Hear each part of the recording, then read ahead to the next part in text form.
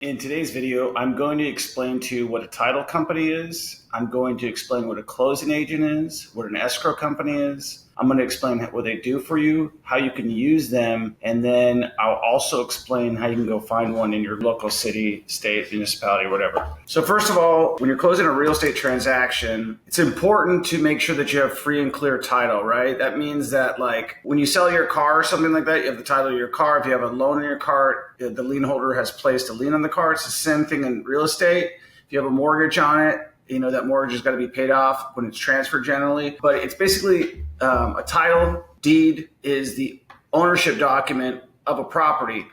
And so when you're selling and buying those properties, you got to make sure that you have a clean title, a clean deed, it's unencumbered, right? The other thing that you want to make sure is that it's insurable. The reason why it needs to be insurable is that if you're going to go sell it for a profit, in order to get financing on it, the bank is going to require that that's an insurable title. I'm going to go through what the title company is, how they can help you, and everything like that, and then I'll address like how you can go find one. So a title company is a neutral third party that ensures proper title is clear and that the deal closes smoothly, verifies ownership, manages escrow, which is basically when the buyer's funds come in and the seller's funds go out and all the payoffs go to the appropriate parties. They're there to handle all the paperwork. So essentially, when you buy a property, if you're getting a loan, they're going to arrange the closing documents with your lender. They're going to get the payoff from the seller's mortgage. They're going to get the payoff on any trash liens, sewer liens, any liens in general that are filed against that property. They're going to make sure that everything is paid off free and clear and that there's no judgments against that person, and that when they transfer that property to you, that it's free and clear with just your mortgage or whatever you require, okay? And they'll handle all that paperwork, including any paperwork that would let them off the hook or any exclusions for insurance. Let's be very clear. Whenever you're doing a transaction in real estate, as a beginner, you always want to make sure you go through a title company, escrow company, or closing agent. They're all the same thing. In the West Coast, you have escrow and title companies. In the East Coast, you have closing agents, attorneys, but they're basically doing the same thing. They're verifying everything is free and clear off the title. They basically go to the recorder's page. They run a trace on the recorder's page to see what's filed at the recorder's office. The recorder's office is where your deed's recorded. It's where every deed is recorded. And it's where liens with banks, liens with judgments, everything gets recorded against that property. So that's basically where they're going to check. And then after they find out all those liens, they're going to go and order payoffs from those lien holders, okay? So they'll conduct a title search, county records like Jackson County, Missouri, confirm ownership, look for back liens, back taxes, heirship issues, such as a Missouri affidavit of heirship is just one example, but it could be like, any sort of issues with ownership, they're going to verify that.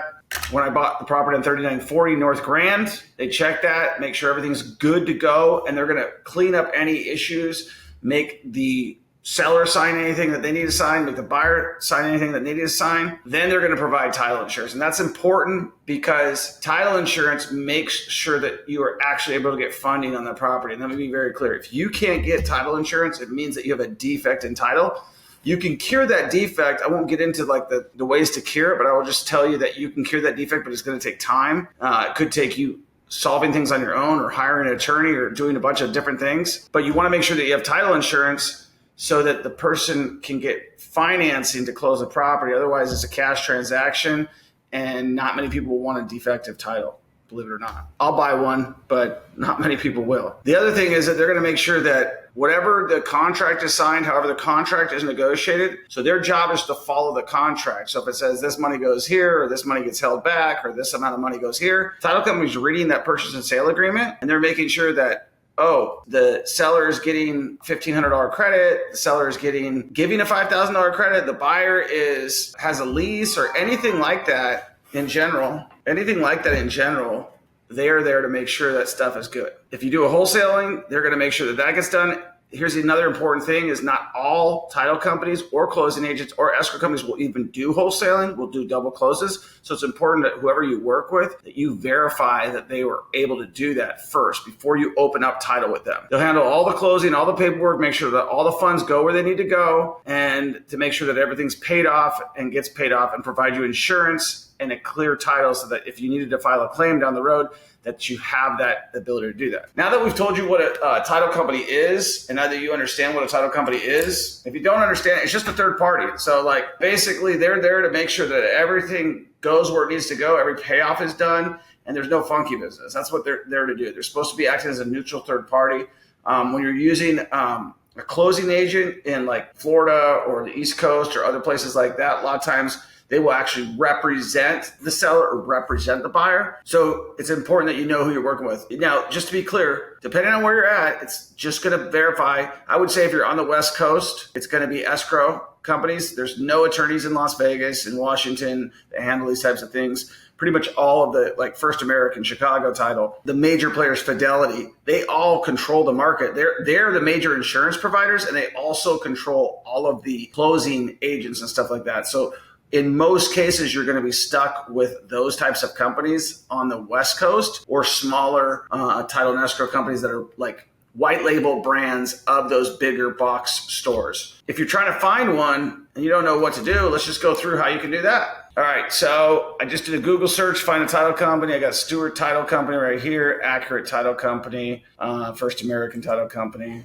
all these types of places. I don't think that's the best place to start. What my recommendation is that you go to a Facebook group that's in your local market, and I have one here. This is my Facebook group. I would just make a post and say something like, looking for an investor-friendly title company in Kansas City, something like that. The other thing that you could do is you could go to the top of that one and search like title company, and you could see like who knows business with this company. Recommend title company. You see that the people are recommending them. Clear Title, that was me actually. Investor friendly title companies and hard money lenders. One comment there. So you just go through, look at them, call around, call other realtors, call other people. Let's just go through that real quick. How to find them? Google search, Facebook groups, and local realtors. And honestly, local realtors that deal with investors are probably going to know which title companies do that stuff. So that's probably where I'd start. If you don't mind picking up the phone and calling them, just go to like Zillow, look at the realtors. That's pretty simple. That's all you got to do. That's what a title company is. You need one when you do a closing, whether you're flipping a property, whether you're doing an assignment, whether you're assigning property, whether you're doing a double close and wholesaling the property through a double close, whether you're wholesaling it through an assignment, or whether you're selling a property in general, you need to make sure that you have a good title company that is investor friendly. Because now if I'm just selling regular property, they don't need to be investor friendly. If I'm flipping, I don't need an investor friendly title company. But if I'm wholesaling or doing a double close wholesaling, I have to make sure, because not all title companies will do those types of transactions. So you need to make sure that before you open the title company that you're not going to have any issues. So how do you find that out? You call them and ask, hey, I'm looking to do a double close. Do you guys do double closings? I'm looking to do a wholesale deal. Are you guys willing to do wholesale deals? Yes, great. Whatever the answer is, move on to the next one. If they're not willing to do it, just move on. I hope you enjoyed this video. I hope you got a lot of information on that. This is a very, very basic thing that you don't need to spend too much time on. You definitely need to make sure that you watch the video on how to review the closing statements. They used to be called the HUD-1s. How to review those closing statements to make sure that you have all your money, because that's basically what they're going to go through and do. And that's when you sign your life away. So that's the other thing that they provide in the video about how to read a closing statement. I break down exactly how you can read a closing statement. So make sure you watch that video and you understand exactly how to break down a closing statement.